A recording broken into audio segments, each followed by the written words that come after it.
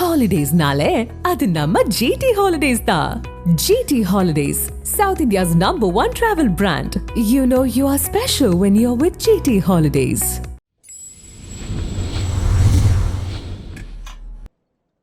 Big Boss season 7 தமிழ்ல வெளியேற்றப்பட்ட contestants பெரும்பாலுமா வெளியே வந்து மக்களுக்கு தேங்க்யூ நோட் போடுறது வழக்கமா இருக்கு. அந்த வகையில நிக்சன் அவர்கள் ரீசெண்டா ஒரு போஸ்ட் போட்டிருக்காரு. அதாவது இப்போதான் எல்லாத்தையும் பார்த்தேன், எதிர்பார்க்காத எல்லாத்தையுமே எதிர்பார்த்தது என்ன ஃபீலுப்பா, எவ்வளவு சப்போர்ட், எவ்வளவு லவ், இவ்வளவு பேருக்கு என்ன பிடிச்சிருக்குன்னு உள்ள இருக்க வரைக்கும் எனக்கு தெரியல. ஒரு வேலை தெரிஞ்சிருந்தா இன்னும் எஃபோர்ட் போட்டிருப்பேனோ, அதெல்லாம் யோசிக்கவே இல்லை, ஐ எம் சாரி அப்படின்ற மாதிரி சொல்லியிருக்காரு. உள்ள கப்பு ஜெயிக்கணும்னு போகல, என்ன நல்லவனா காட்டிக்கணும்னு போகல, நான் யாருன்னு நான் தெரிஞ்சுக்கிறதுக்காக தான் போனேன். இந்த வீடு தந்த எக்ஸ்பீரியன்ஸ் அண்ட் ஆண்டவர் கொடுத்த லெசன்ஸ் மூலியமாவும் மென்டலா நல்லா டியூன் ஆயிருக்கேன். என்கிட்ட இருக்க நல்ல விஷயங்களை பாராட்டின எல்லாருக்கும் ரொம்ப நன்றி. என்கிட்ட இருந்த குறைகளை சுட்டி காட்டிட்டு இருக்க எல்லாருக்கும் ரொம்ப ரொம்ப நன்றி அப்படின்னு சொல்லியிருக்காரு. நல்ல விஷயங்களை வளர்த்துக்கிறேன், கெட்ட விஷயங்களை மாத்திக்கிறேன். அவ்வளவு ஸ்டார்ஸுக்கு நடுவுல யாருன்னே தெரியாத எனக்கு சப்போர்ட் பண்ண எல்லாருக்கும், இந்த வாய்ப்புன்ற வாழ்க்கையை கொடுத்த எல்லாருக்கும் நன்றின்னு வார்த்தையில சொன்னா பத்தாது, வேலையில காட்டுறேன் அப்படின்னு சொல்லி நான் களம் இறங்க போற வேலையில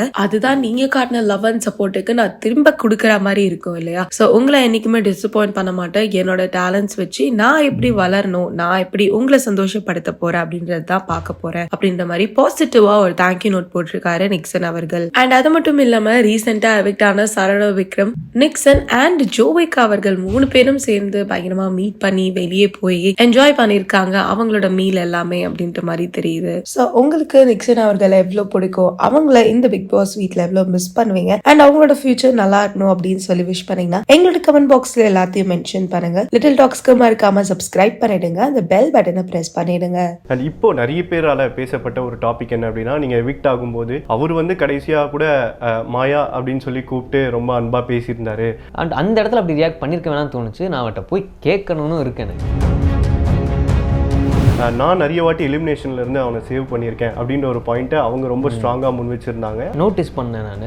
பட் துரோகம்லாம் வாய்ப்பே கிடையாது. கமல் சார் வந்து அன்னைக்கு அந்த காக்ரோச் விஷயத்தை மாயா திட்டும் போது கூட ஆக்சுவலி அந்த இடத்துல நின்று நான் போய் திரும்ப கமல் சார்ட்ட பேசியிருக்கவே கூடாது. அது வந்து தப்பு. முக்கியமான ஒரு டாபிக் என்னன்னா ரெட் கார்டு அப்படின்ற ஒரு விஷயம் வந்து எனக்கு இந்த விஷயத்தில் வருத்தம் இருந்தது. அந்த விஷயம் எனக்கு உறுத்திட்டே இருந்தது. சரி ஓகே ரைட், எதுவும் நடந்துருச்சு, இப்போ கூட பண்ணுவேன்னொன்னே எனக்கு ஷாக் ஆயிடுச்சு. நான் அவர் அப்படி பார்த்தது கிடையாது. அவர் கோவத்தில் சில விஷயங்கள் பண்ணுவார்னு தெரியும். பட் ஆனால் ஏன்னா சில இடங்களில் ஜோவிகாட்ட கோவப்படும் போது கூட